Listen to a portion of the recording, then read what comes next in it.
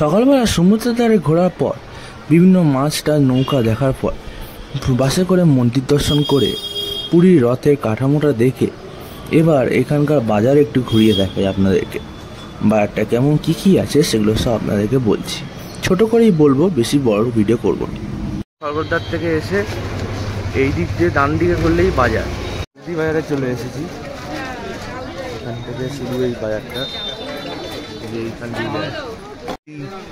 এখানে চাল, বিভিন্ন রকমের তেল মশলা সব আছে, খাবারের প্লেটও পাওয়া যাচ্ছে,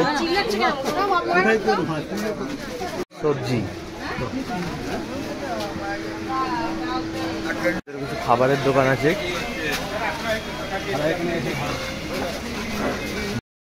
রান্না করে খাওয়ার জন্য সমস্ত মশলাপাতি সবকিছু আছে, এখানেই পাওয়া যায়। চিকেনের দোকান, এইখানে সব চিকেন আছে, ডিম পাওয়া যাচ্ছে, খাবার রাখার কন্টেনার বিভিন্ন রকমের।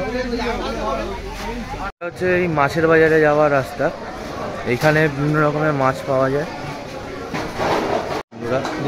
এইখানে মাছ কেটে দেয়, এই যে মাছ, সব রকমের মাছ, বিভিন্ন রকমের মাছ আছে, পমফ্রেট, কাঁকড়া সব আছে, বড় বড় গলদা চিংড়ি আছে,